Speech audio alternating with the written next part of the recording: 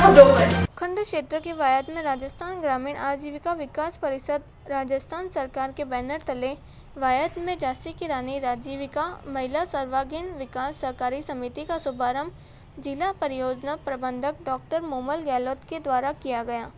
गहलोत ने महिलाओं को संबोधित करते हुए कहा कि ग्रामीण इलाके में महिलाओं को रोजगार उपलब्ध करने हेतु राजस्थान ग्रामीण आजीविका विकास परिषद से ज़्यादा महिलाओं को जुड़ने की बात कही तथा राजस्थान ग्रामीण आजीविका विकास परिषद की विभिन्न गतिविधियों की जानकारी दी गई। इस दौरान विकास परिषद से जुड़ी महिलाओं ने अपनी बात महिलाओं के सामने रखी गई। पाली से कमल ललवानी की रिपोर्ट।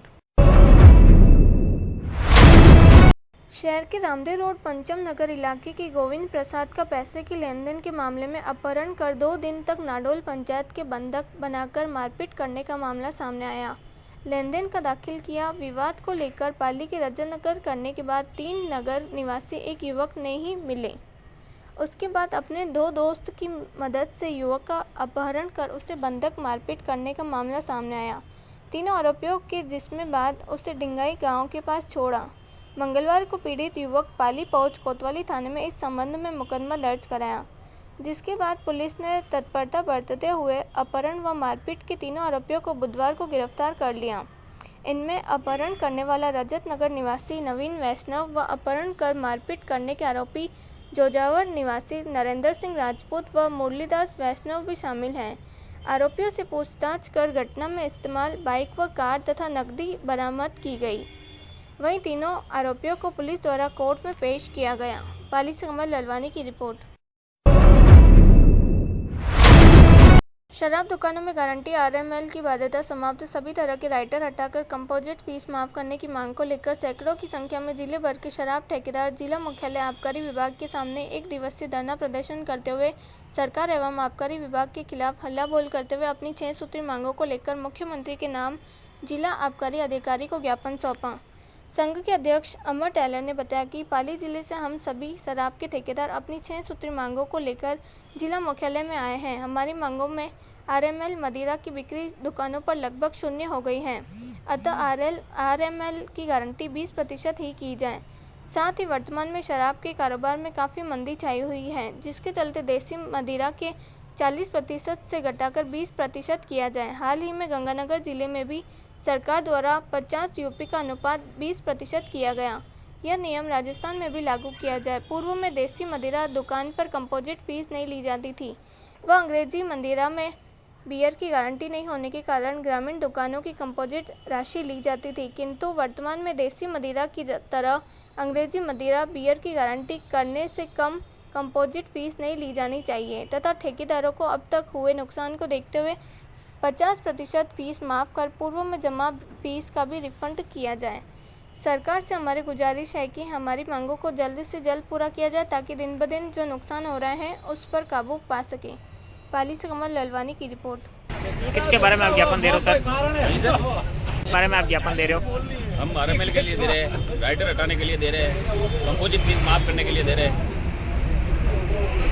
हम यहाँ पे राजस्थान सरकार की आबकारी नीति के विरोध में ज्ञापन दे रहे हैं। राजस्थान सरकार ने आबकारी नीति के अंदर सरकार शराब व्यवसाय का जिस तरह से शोषण कर रहे हैं ना, खतरनाक शोषण कर रहे हैं। ये हालत हो गई, राइडर के नाम पे शोषण, कंपोजिट फीस के नाम पे शोषण, हर तरह का शोषण कर रहे हैं। कभी तो कह रहे हैं कि राइडर पे, और कभी एक तरफ कह रहे हैं सरकार की शराब मध्यम संयम नीति के तहत हम काम कर रहे हैं, एक तरफ हमारे ऊपर प्रेशर डाल रहे हैं कि इतना माल उठाओ, और 1-1 लाख पे 50-50 हज़ार रुपये की पेनल्टी ले रहे हैं। जो माल रॉयल विस्की जैसा है नहीं रहे, कभी कितने % लगा रहे हैं, कभी कम लगा रहे हैं। हम दुकान सिलेंडर करने जाते हैं तो सिलेंडर के लिए मना कर देते हैं कि सिलेंडर कोई प्रावधान नहीं है। सरकार ने खुद ने 8 दुकानें राजस्थान में सिलेंडर की है RSVCL ने, और हम जाते हैं तो हमें क्लियर मना करते हैं कि सिलेंडर कोई प्रावधान नहीं है। प्रावधान नहीं है, जब तक दुकान नहीं उठेगी तब तक आपसे वसूली की जाएगी। जबरदस्ती धमकियाँ दिए जा रहे हैं, हर तरह से लाइसेंस हर तरह के। हमारी सिलेंडर की एप्लीकेशन भी नहीं ली जा रही है। हम अपना मकान के अलावा सब कुछ बेच चुके हैं। ये स्थिति हो गई कि मकान के अलावा सब कुछ बेच चुके हैं। उसके बावजूद में सरकार हमारे ऊपर थोप रही है, कभी कोई कानून लगा देती है, कभी कुछ। अप्रैल से जून तक हमने ज़्यादा माल उठाया, उसकी भी छूट नहीं दे रहे हैं सरकार। पॉलिसी में लिखा था कि ज़्यादा छूट देंगे, लेकिन इन्होंने एक आर्डर डाल दिया कि मूल गारंटी से ज़्यादा छूट देंगे। राजकीय बालिका प्राथमिक विद्यालय स्कूल कोठार वहीं दूसरी ओर राजकीय उच्च माध्यमिक विद्यालय कोठार मंगलवार को विद्यालयों में प्रधानाध्यापक व अध्यापक अभिभावक ने बैठक ली। इस दौरान अभिभावकों ने विद्यालयों में पहुंच उपस्थिति दर्ज कराई। पेरेंट्स रूबरू हुए। इस दौरान काफ़ी संख्या में लोग मौजूद रहे। अभिभावकों ने शिक्षकों से उनकी पढ़ाई तथा बच्चों के बारे में विचार विमर्श किया। इस दौरान अभिभावकों ने विद्यालयों में पहुंचकर शिक्षकों से माता पिता रूबरू हुए।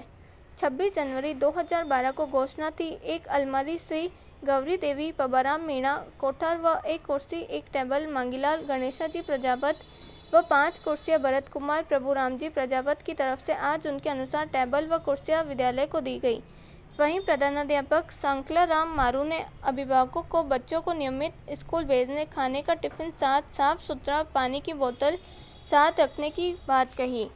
वह सोशल डिस्टेंस व मास्क सहित विद्यार्थियों को विद्यालय भेजने की बात की तथा बिना प्रार्थना पत्र छुट्टी नहीं रखने की बात कही। अभी तक चल रहे आओ घर से सीखे कार्यक्रम के तहत स्माइल 3.0 की प्रगति अभिभावकों से साझा की। इस दौरान SMC का पुनर्गठन किया गया।